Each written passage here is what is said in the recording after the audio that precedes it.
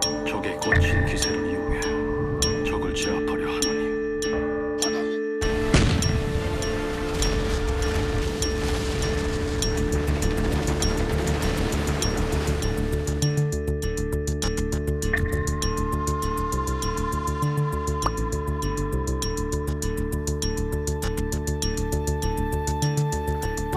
막 8,000원 그렇게 해서 요새 너무 비싸서 도시락을 싸다녀야 되나? 진짜 힘들어요. 진짜 힘들어요. 이거 생물이다 보니까 오늘같이 뭐 200원 올랐다가 300원 올랐다가 막. 이 채소가 제일 많이 오른 것 같아요.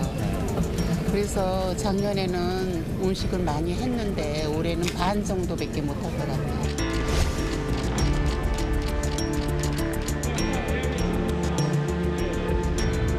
고물가와 또 집중호우 피해로 인해 민생이 그 어느 때보다도 어렵습니다. 또 명절 물가 안정, 취약계층에 대한 지원 등 시급히 챙길 일들을 점검하고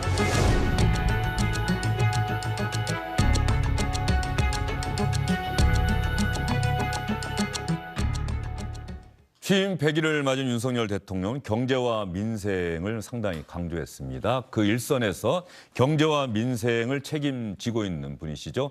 추경호 경제부총리 나오셨습니다. 어서 오십시오. 네, 안녕하세요. 얼마나 바쁘세요? 예, 뭐 밤낮 없이 뛰고 있습니다. 예. 어느 기사 보니까 추경호 부총리는 주 7일 근무하신다고. 예, 뭐 시간이 부족합니다. 우리 국민들께서 좀 더 빨리 이 편안한 경제 상황 속에서 생활하실 수 있도록 1초를 다퉈가면서 나름대로 뛰고 있습니다만은 아직까지 여러 환경적인 요인도 있고 네. 부족함도 좀 있고 해서 시간이 좀 더 필요한 것 같습니다. 기재부에 다시 돌아가신 게 얼마 만이죠? 2014년에 제가 떠났으니까 약 한 8년? 8년 만에. 예. 예. 8년 만에 다시 돌아간 기재부의 분위기는 어떻습니까? 정부가 그 사이에는 한 두 차례 바뀌었겠네요. 박근혜 정부에서 문재인 정부, 예. 이제 윤석열 정부까지. 예, 그렇죠. 가서 보니까 분위기가 처음에는 조금 침체되어 있었는데 아무래도 제가 선배 입장에서 다시 돌아가니까 나름대로 저에 대한 기대도 있는 것 같고 그래서 제가 취임식 하면서 제일 처음 일성이 네. 그동안 우리 경제기획원 시절부터 경제기획원 재무부가 이제 합쳐져서 지금의 기획재정부가 되어 있는데 그렇게 오랜 한국 경제와 같이 이만큼 온 그런 기획재정부가 여태까지 가져온 축적된 역량도 많고 하니까 우리가 힘 모아서 하면은 이 경제 어려움 잘 극복할 수 있다. 자신감 가지고 같이 잘하자. 이렇게 시작을 했습니다. 지금 현재 추경호 경제부총리가 제일 신경 쓰고 있는 현안은 뭡니까? 지금 물가 안정입니다. 물가. 예. 네. 그리고 아시다시피 지금 그동안에 코로나 극복 과정에서 굉장히 돈이 많이 풀렸고 또 최근에 우크라이나 러시아 전쟁이 있었고 그래서 국제 유가도 오르고 국제 곡물가도 오르고 국제 원자재 가격도 오르고 그래서 세계 전체가 인플레 때문에 몸살을 앓고 있습니다. 아시다시피 영국, 미국, 프랑스 등 할 것 없이 대개 30년 또는 40년 만에 최고의 고물가 상황으로 지금 사실은 국민들이 굉장히 어렵고 우리도 해외 경제에 워낙 영향을 많이 받는 그런 국가이기 때문에 그 해외발 물가 상승 압력이 국내에도 영향을 미치고 그래서 우리 국내 특히 중산 서민층들 물가 때문에 많이 어려우시죠. 상대적으로 우리는 유럽이나 미국 등이 9% 10% 이상 물가가 오르는데 예. 6% 초반에 있으니까 상대적으로는 좀 괜찮기는 합니다. 지금 현재가 파악하기로는 6% 초반대라는 겁니까? 물가 상승. 예, 지난 달이 6.3% 예. 상승을 했었습니다.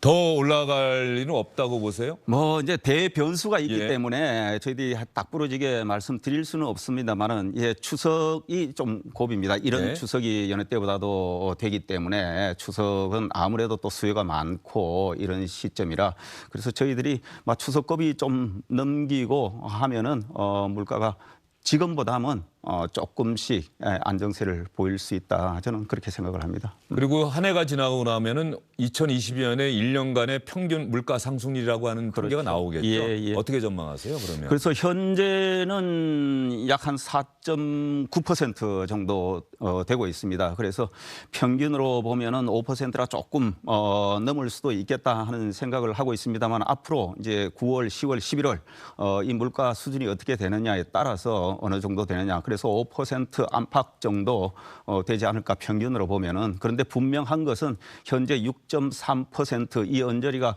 거의 정점에 가깝지 않을까. 그러면서 시간 지나면서 조금씩 안정되고 좀 내려갈 가능성이 커 보인다. 현재로서는 그렇게 전망입니다. 물론 뭐 우크라이나 사태 등의 돌발 변수 여전히 잠복해 있지만은 전체적인 흐름으로 보면은 최근에 국제 유가, 국제 원자재 가격 조금씩 내려가고 있기 때문에 저희들이 조심스럽지만은 현재 정점에 거의 육박했다. 그렇게. 대외 변수가 남아 있긴 합니다만 지금의 6.3%가 어느 한편에서 보면은 상당 부분 정점일 가능성이 크다. 물가는 조금씩은 하락할 가능성이 크다라고 지금 얘기를 해주신 거죠. 9월, 10월 지나면서 그렇게 되지 않을까 이렇게 전망합니다. 당장 추석 때 이제 우리 어머님들 다 제사상 또 차례상을 마련해야 하는데 네. 이 차례상 물가가 또 늘 고민이지 않습니까? 그렇습니다. 예. 어떻게 대책을 좀 마련하고 계세요? 그래서 사실은 국민 명절 추석이 이제 곧 다가옵니다. 아시다시피 이제 9월 초순인데 여느 때보다도 추석이 굉장히 빠릅니다. 예. 그러니까 사실 정상적으로 과일, 채소, 곡물 등이 나올 때보다 조금 이르기 때문에 아마 추석 장바구니도 조금 걱정하시지 않을까 이렇게 생각합니다. 그래서 정부에서 역대 최고로 빠른 추석 물가 대책을 얼마 전에 발표를 했습니다. 어떤 내용이 핵심입니까? 가장 큰 것은 우선 추석 성수품 한 20개 품목을 저희들이 지정을 하고 최소한 이 품목들은 작년 수준 정도의 가격으로 국민들께서 소비할 수 있도록 해야 되겠다. 이런 목표를 가지고 현재 비축하고 있는 물량을 최대한 풉니다. 작년보다 1.4배 이상 풀고 있고 그다음에 정부가 재정 지원 등을 통해서 할인 행사를 대대적으로 합니다. 그래 할인 쿠폰을 이 대형 마트, 전통시장 등에 풀어서 한 650억 정도의 추석 성수품들이 조금 현장에서는 가격이 평소보다는 조금 더 낮은 가격에 물건을 사실 수 있도록 그렇게 대책을 하고 있습니다. 그 할인 쿠폰이 역대 최대 규모로 대형 마트나 이런 데 푼다는 게 시청자분들이 잘 이해를 못 하실 수도 있는 것 같아요. 그게 나한테 오는 건지 아니면 그 할인 대형 마트에 가는 건지. 마트에서 그 물건을 소비하는 즉시 계산할 때 10%, 20%, 30% 할인된 가격으로 계산이 됩니다. 정부가 그만큼을 뭐 보존을 해준다는 그렇습니다. 건가요? 그러니까 마트에서는 손해 볼 게 없고. 그렇습니다. 그런 추석 물가 대책을 마련하고 계신데 얼마 전에 추경호 경제부총리가 배추 농사 현장을 또 직접 다녀오셨더라고요. 사실은 이런 가을철만 되면 또 배추, 무 이런 채소 가격이 늘 문제가 되는데 제가 영상 한번 준비해봤습니다.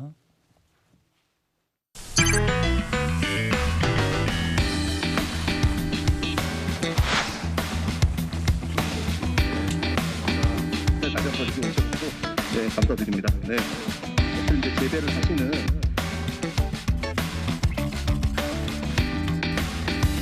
현지 소비자분들이 굉장히 안정된 가격으로 소비할 수 있도록 저희들이 이 생산 단계부터 유통까지 꼼꼼히 챙기도록 그렇게 하겠습니다. 앞에 한 번 와주세요.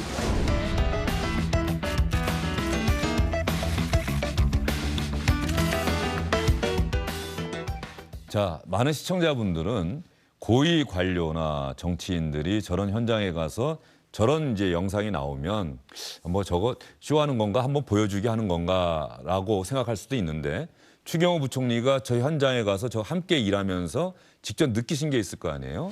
예, 저희들이 제일 걱정되는 게 이 시점에 이제 가뭄 또 폭우 등으로 인해서 특히 우리 국민들께서 많이 소비하시는 배추, 무 가격이 지금 최근에 굉장히 많이 올랐습니다. 그래서 지금 여름 시점부터 이제 우리 추석 9월 이럴 때 많이 이 배추가 나오는 현장이 바로 저 고냉지 재배 현장입니다. 그래서 이제 8월, 9월 저 물량이 또 재배가 제대로 되고 있는지 착황 점검도 하고 앞으로 상황이 어떨지 그걸 직접 이제 체크해 보기 위해서 현장을 갔었었는데 다행스러운 것은 저 고랭지 현장은 비도 많이 오지 않았고 네. 비 조금 온 것은 또 전부 바로 배수되고 해서 전반적으로 현장에 계시는 분들 말씀을 들으면은 작황 굉장히 좋다. 그래서 현재 저 물량이 이제 8월 중하순 9월 달에 이렇게 나오면은 아무래도 지금 배추 가격이 많이 오르고 있는 부분은 조금 주춤하게 하지 않을까 이렇게 말씀들 하시고 특히 이제 배추 가격이 지금 굉장히 높기 때문에 네. 이제 소위 말하는 이제 김장철에 또 배추 수요가 굉장히 많지 그렇죠. 않습니까? 11월. 예. 그게 소위 말하는 이제 가을 배추들 재배를 하시는데 그건 이제 전국에 애들 많이 재배를 하십니다. 그래서 현재 재배 의향을 굉장히 많은 농민들께서 표시하고 계셔서 뭐 기상 상태가 예년과 비슷하다면은 뭐 가을 김장하시는 데는 큰 어려움이 없지 않을까 현재는 그렇게 전망을 해봅니다. 누구보다 경제 전문가시겠습니다만 책상에 앉아서 물가나 이런 것들을 점검하는 것과 다르게 현장을 가보면 체감하는 게 아마 다를 것 같아서 경제부총리가 그 어느 때보다 현장을 좀 많이 가셨으면 하고 많은 분들이 좀 바라실 것 같고요. 윤석열 정부의 경제정책 기조가 과연 무엇일까? 이건 야당에서 나오는 얘기를 들어보면 어느 정도 짐작할 수가 있는데 감세 정책이다. 세금을 깎아준다. 그런데 야당의 주장은 이게 보통 사람들의 세금을 깎아주는 게 아니라 부자, 대기업 이런 사람들의 세금만 깎아주는 것 아니냐. 야당에서 지금 이렇게 주장을 하고 있어요. 내년도 세제 개편안을 지난번에 발표를 하면서 지금 경제가 굉장히 어렵다고들 하지 않습니까? 그래서 이 어려울 때 국민들로부터 세금을 더 많이 걷기보다는 국민들의 이 소위 말하는 실질 소득을 오히려 세금을 덜 걷어서 보전해 주는 게 그게 또 다른 경기 대책이고 우리 국민들 도움을 주는 정책이다. 저희들은 그렇게 봤습니다. 그래서 소득세를 일부 좀 깎아드리고 그리고 법인세도 낮춰드리는 그런 정책을 발표를 했었던 겁니다. 그리고 거기에는 저소득층이 주로 저소득 중산 서민층이 혜택을 받는 그런 구조의 내용을 발표를 했는데 소득세가 기본적으로 누진 구조이기 때문에 고소득층도 일부는 낮은 구간에서는 결국은 혜택을 보기 때문에 그래서 저희들은 고소득층에 과도한 이 혜택이 가지 않도록 오히려 고소득층의 일부에 관해서는 소득 공제 금액을 오히려 삭감을 했습니다. 그래서 상대적으로 고소득층은 이 세금 감면 비율이 좀 상대적으로 적고 저소득층은 훨씬 많도록 이렇게 디자인을 했던 겁니다.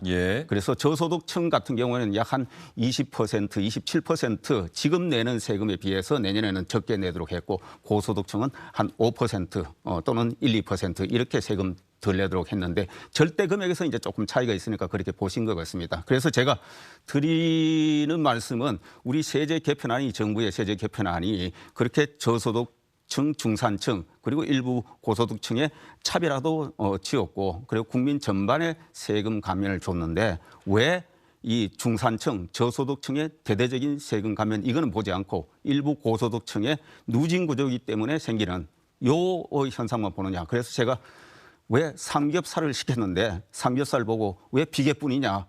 비계도 있고 살도 있고 비계도 있고 살코기도 있는데 그걸 종합적으로 보고 아 제대로 된 삼겹살 나왔구나 이렇게 봐야 되는데 자꾸 왜 비계만 보고 왜 비계 덩어리뿐이냐 이렇게 말씀하시는 건 정확한 삼겹살에 대한 평가가 아니다.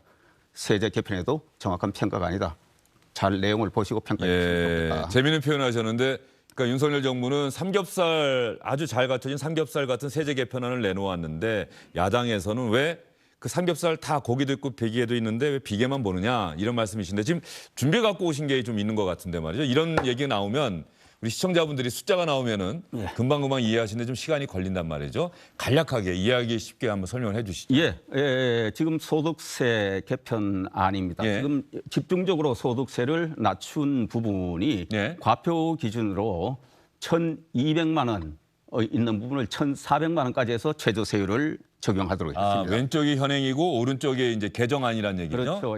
그래서 과표 기준으로 보면은 상대적으로 낮은 구간의 두 구간 저 부분을 이제 이 낮은 구간의 세율을 적용받는 그 금액을 좀 높임으로써 그렇죠. 예. 상대적으로 중하위층이 상대적으로 낮은 세율을 적용받도록 저렇게 디자인을 한 겁니다. 그런데 이제 소득세는 누진 구조입니다. 네. 그러니까 1억의 이 소득을 가지신 분들도 저 낮은 구간에는 저 세금의 혜택을 보시게 되는 거죠. 예. 그러니까 상대적으로 밑에 이제 고소득층에 계시는 분들도 저 혜택을 받으니까 왜 고소득층은 왜 좀 더 절대 금액이 많으냐? 쉽게 말하면 고소득층이 지금도 현재 이 3천만 원 버시는 분보다 예. 1억 버시는 분이 세금을 지금 33배나 많이 내고 계십니다. 예. 근데 저 구조로 가면은 역시 저렇게 개정된 안으로 보면은 3천만 원 버시는 분이 1억 버시는 분, 그러니까 1억 버시는 분이 3천만 원 버시는 분보다 44배 더 올라간다는 겁니까? 그렇죠. 예. 누진 구조는 더 커진다. 누진 구조가 더 커진다. 그러니까 다만 좀 다시 한번 좀 봤으면 좋겠는데 저 구간 상향 조정이라고 하는 게 딴 얘기가 아니라 전체적으로 세율은 동일하게 특히 8,800만 원 이상부터는 기존의 그 세율과 똑같이 적용을 하는데 예. 8,800만 원까지의 세율이 적용되는 6%, 15%, 24%가 적용되는 그 소득 구간이 상향 조정됐다 이런 말씀이신 그러니까 거죠? 네. 4,600만 원까지 15%인데 5천만 원까지 15%. 예. 그 다음 구간은 변화가 없다. 예. 그래서 제일 낮은 구간에 적용받는 그 폭을 조금 넓혔기 때문에 저런 모양이 나오고 결국은 하위 이 소득 구간에 세금 감면 폭이 더 크도록 만들었다. 자, 그러면 이제 논란이 되고 있는 법인세 한번 볼까요? 법인세하고 종합부동산세가 아무래도 많은 분들이 관심을 가지고 계실 것 같은데 말이죠. 이 법인세를 한번 예. 드리겠습니다. 법인세도 보시면은 현재는 10%, 20%, 22%, 25% 네 개 구간. 네 단계로 예. 되어 있네요. 예. 그런데 이번에 이제 구간을 단순화시켰습니다. 한 구간 줄여서 10%, 20%, 22%인데 예. 기본적으로 20%, 22% 두 개 구간만 했고 중소 중견기업은 별도로 10% 특례 구간을 만든 겁니다. 네. 그래서 현재 이 2억 원 이익이 2억 원까지 되시는 분이 10%를 받았는데 이제 앞으로 5억 원까지는 10%만 내셔도 된다. 그래서 중소 중견 기업에 되시는 분들이 훨씬 낮은 세금, 낮은 세율을 적용받도록 이렇게 만들었다. 예. 과세 표준이 보통 이익이라고 아까 표현하셨는데. 예. 그리고 조금 규모가 큰 일반 기업들은 예전에는 10% 구간도 있었는데 네. 저는 전부 20%, 22%저 구간으로 이제 가게 되는 겁니다. 3천억 원 이상 그러면 보통 대기업이라고 볼 수가 있는데 25%였는데 그걸 22%로 낮춰줬다. 이건 뭐 맞는 표현인 거죠? 예, 그래서 저것은 이제 우리 기업의 대외 경쟁력 유지. 우리나라가 OECD 평균에 비해서 법인세가 굉장히 높습니다. 네. 역대로 과거 정부가 다 법인세를 낮췄습니다. 김대중 정부, 노무현 정부, 이명박 정부, 박근혜 정부 할 것 없이 유일하게 법인세를 올린 정부가 문재인 정부입니다. 그래서 OECD 평균이 지금 21% 조금 넘습니다. 그래서 우리도 이 25% 가지고는 국제 경쟁력 확보하기가 굉장히 어렵겠다. 그래서 국제적인 수준에 맞춰서 세금을 조금 낮추고 그 낮추면서 최소한 중소기업, 중견기업의 세금 부담도 대폭 줄여줬다. 상대적으로 그 세금이 줄어든 비율은 중소, 중견기업이 약 한 12%, 네. 그다음에 대기업은 약 10% 정도 주는 그런 모양입니다. 퍼센트는 그렇더라도 대기업은 워낙 매출 규모나 그 수익이 크기 때문에 세금이 줄어드는 폭도 더 클 것 같은데. 상대적으로 금액은 그렇죠. 좀 크죠. 금액은 더 예, 클 것 예, 같은데 예. 제가 이런 생각이 드네요. 법인세가 줄어들면 기업은 돈을 벌게 되겠죠. 그렇죠? 근데 다만 세금은 줄어들 가능성이 있잖아요. 예. 정부가. 예. 그러면 그걸 어떻게 지금 아까 확장 재정을 많이 했다고 얘기하셨잖아요. 나라 곳간이 비는 것 아니냐는 걱정들 많이 하시는데 기업이 살아야 나라가 산다라고 해서 기업들 세금을 깎아주게 되면 나라에 비어가는 재정, 이 고가는 또 어떻게 채우느냐 이런 숙제가 있지 않습니까? 예, 기본적으로 우리 이제 일자리를 만들고 결국은 소득을 창출하고 하는 것이 결국은 기업이다. 그리고 기업의 세금을 조금 줄여줌으로써 그들이 투자를 하고 또 일자리 창출에 나서라. 그게 결국 우리 국민들 일자리 만들고 소득을 키워주는 거다. 저희들은 그렇게 생각을 하는 겁니다. 그리고 지금 경제가 이렇게 어렵다고 하는데 정부가 자꾸 돈을 걷어가지고 그걸 가지고 다른 데 자꾸 쓰려고 하기보다는 우선 그 소득을 기업 그리고 그 일반 중산 서민층의 주머니를 조금 더 두텁게 하자. 그런 취지로 한 거고 그다음에 저소득층 취약층에 대해서 저희들이 지원하는 부분은 정부가 지출 구조조정을 통해서 정부가 씀씀이를 줄여서 그 재원으로 취약계층 지원에 나선다. 이렇게 보시면 되겠습니다. 예, 추경호 부총리 말씀대로 그 민간 기업이 지금 추경호 부총리 그 말씀에 적극적으로 호응을 해야 한다는 그런 또 좀 과제가 남은 것 같은데 말이죠. 이제 종합부동산세도 혹시 좀 갖고 오셨으면 이 부동산과 관련한 세제에 또 많은 분들이 관심을 갖고 있기 때문에 한번 설명을 핵심만 아주 간략하게 좀 해주시죠. 예, 이번에 종부세를 개편하게 된 거는 아시다시피 지난 몇 년간의 종부세가 너무 징벌적으로 많이 올랐고 한 해 2017년에 4천억 정도의 종부세 세수가 네. 작년 기준으로 거의 4조, 5조 수준입니다. 그래서 14배 정도 종부세가 네. 올랐다. 그리고 금년 기준으로 저희들이 이제 세제 감면을 좀 했습니다만은 만약 그렇지 않았으면은 약 10배 이상, 14배 그리고 약 20배 가량 종부세 부담이 증가한다. 이거는 굉장히 징벌적이다. 그리고 전 세계에 종부세라는 제도도 사실은 없습니다. 그런데 우리나라는 또 다주택자에 대해서 중과를 하는 그런 제도를 일가구 갖고 있습니다. 이주택 그렇습니다. 이때부터, 예, 예. 예. 전 세계 주택의 가액을 가지고 세금을 누진적으로 더 부과하는 나라들은 뭐 우리나라와 같이 많습니다만 여기에 또 주택 수가 많다고 해서 더 징벌적으로 부과하는 나라는 대한민국 유일하다. 그래서 저희들이 여기 지금 화면에 나오고 있습니다. 있습니다. 예. 왼쪽에 보시면은 저가 주택을 예. 2개 가진 분 10억. 예. 그다음에 오른쪽은 25억 주택 하나. 예. 저렇게 가지신 분이 사실은 25억 가지신 분이 세금을 조금 더 내는 게 구조가 맞는데 예. 우리는 부주택이라고 해서 징벌적으로 저렇게 매기기 때문에 사실은 가격이 낮은 두주택을 갖고 있음에도 불구하고 세금은 훨씬 더 많이 내는 구조다. 네. 사실은 어떻게 보면은 두주택 가지신 분은 한 주택은 살고 한 주택은 세놓거든요. 예. 그러면 오히려 임대주택을 공급하는 사실은 순기능이 있는 겁니다. 그런데 저런 분들에 대해서 더 징벌적으로 세금을 매기는 것은 공정하지도 않고 예. 맞지도 않다. 저런 식의 세금 체계를 가진 나라는 아무 데도 없습니다. 그리고 종부세가 노무현 정부 때 처음 만들어졌습니다. 예, 그렇죠. 노무현 정부 때부터 2018년까지 다주택자에 대한 중과 제도가 없었습니다. 그런데 2019년에 저게 유일하게 들어봤거든요. 문재인 정부 때. 예, 그걸 좀 비정상적으로 돼 있는 부분을 바로 잡아야 되겠다. 집값을 기준으로 해서 예. 세금을 내도록 하겠다. 그걸 누진적으로 좀 비싼 그 이제 가액 전체가 가격이 많으면은 거기에 대해서 세금을 더 내는 구조로 가지 주택 수를 가지고 징벌적으로 가는 것은 맞지 않다. 예. 알겠습니다. 세금과 관련한 설명을 잘 들었고요. 혹시 최근에 SBS 8시 뉴스에 한번 보도가 나갔었는데 경유가 휘발유 가격보다 더 비싸진.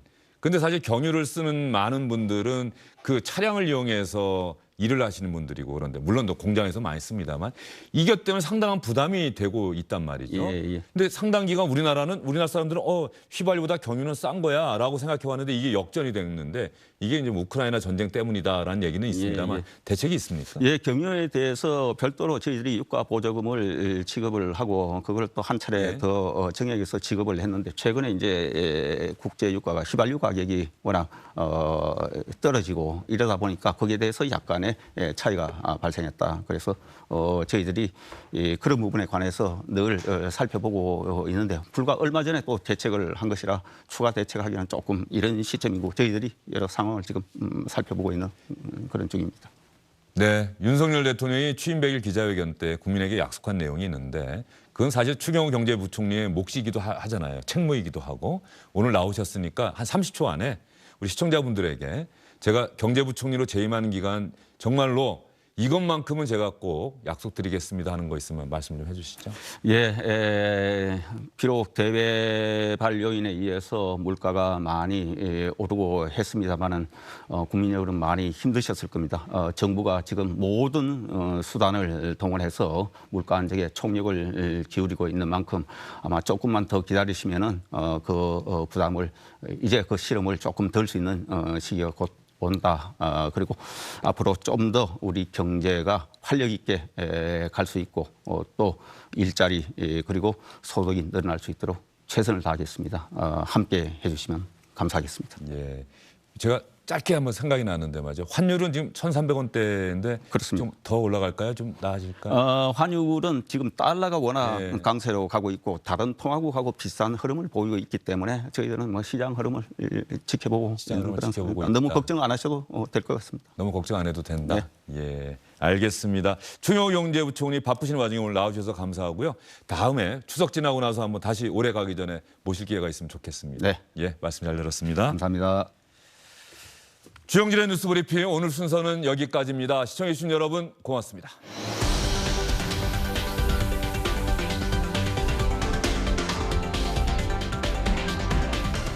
안녕하십니까, 주영진입니다. 더 많은 뉴스와 라이브 이벤트를 보고 싶으시다면 화면 오른쪽을 눌러서 구독해 주시기 바랍니다. 저희 SBS 앱을 다운로드 받으시면 뉴스 속보 알림도 받아보실 수 있습니다. 텔레비전으로도 SBS 뉴스, 유튜브로도 SBS 뉴스 잊지 마시기 바랍니다.